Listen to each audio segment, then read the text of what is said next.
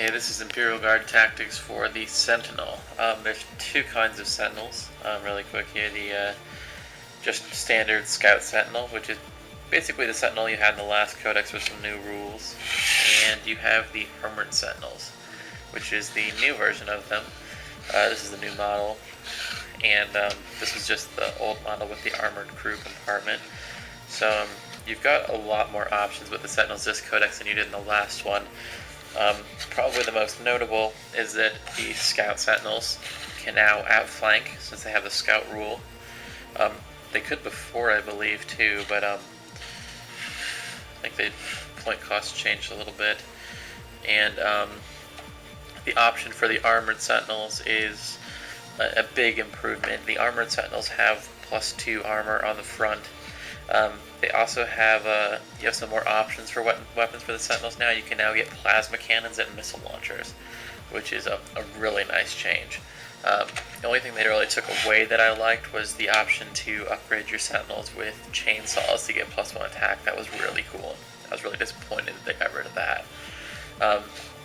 So Sentinel units, basically 1 to 3 Sentinels per squad. They're fast attack, both the Scout Sentinels and Armored Sentinels.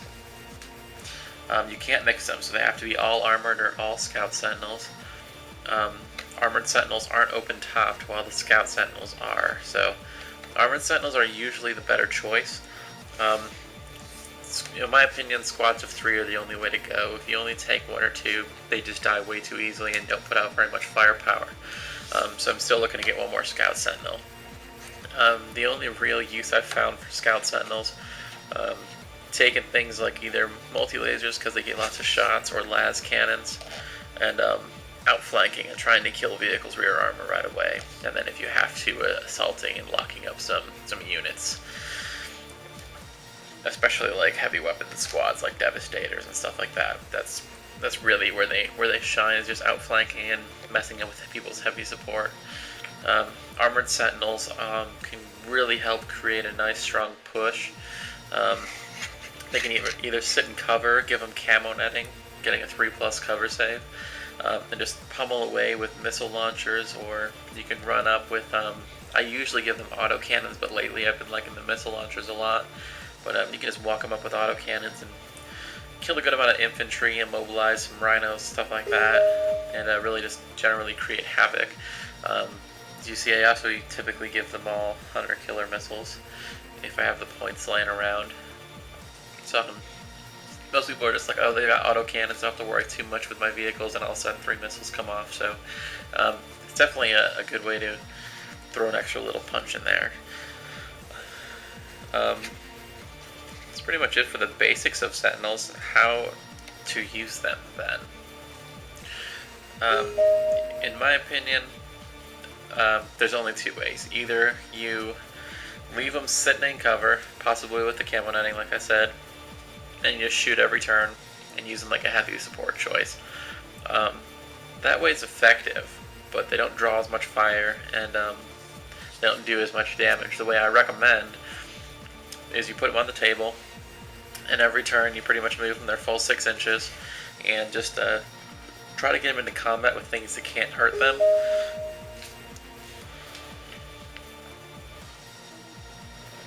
So do things like, run these up, charge them into a squad of infantry that don't have power fists or anything like that, and just completely screw with them. I mean, even Space Marines without a power fist, their crack grenades need 6s to latch on and then 6s to get a glance. So you'll have no problem locking things in combat with that. And that's really pretty much all you need to know about the Sentinels. Now, Sentinels involved with multiple units gets a bit more complicated and a bit more useful. So let me bring out some other units here. Doing something like this formation here, running up a squad behind them. I mean, they get 4+ cover from everything. And granted, your opponent gets 4+ cover as well from your guardsman shooting, but honestly, I'd rather get a 4+ cover save onto my las gun guys. And yeah, the opponent can go ahead and get a 4+ cover from my las gun. So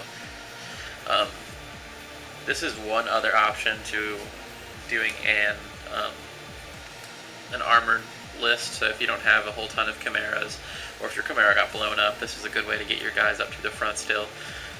If your guys are about to get within like melter range or something like that, the opponent wants to kill those guys, but they're not going to let the sentinels live because, let's face it, those sentinels can mess up the vehicles in close combat as well, and they can lock important units into combat.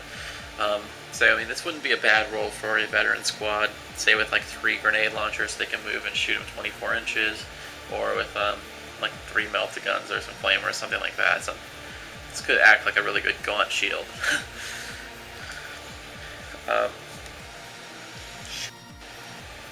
Now, in my next video, I'm going to go over a brief tactic here, using the sentinels as part of it. So that's one of the more. It's going to be one of the more advanced kind of tactics that you can do with these. Keep in mind too that sentinels are vehicle units, so they only have to stay within 4 inches of each other, not 2. So you could effectively place them out pretty far apart, something like this, and still grant cover to multiple squads that way. You could theoretically bring up a squad or 2 of 40 or 50 conscripts and just lasgun the crap out of people, giving them a 4+ cover save. This is another good way to avoid having to spend points on things like carapace armor for veterans if you want them to have a good save. So you might see some of these in some of my future videos coming up. And finally, this is just another quick idea you can do with sentinels. As you can see, I more consider sentinels to be a supporting unit than a main attacking unit. So use them to grant cover to your other units or to lock up units that would hurt your other units, especially if you know it's an objective game. If it's not kill points, then for all means get the sentinels killed to save something else. So they're really good. They're really just good at granting cover to units, especially infantry, because most infantry can have true line of sight through their legs and stuff like that, and they still grant cover to your infantry. So this is another way to kind of protect your chimeras. I mean, you only have smoke for 1 turn. This way you can move 6 inches a turn. You can still fire your weapon, and you get 4+ cover from this, because let's face it, that's pretty much 50% obscured everywhere.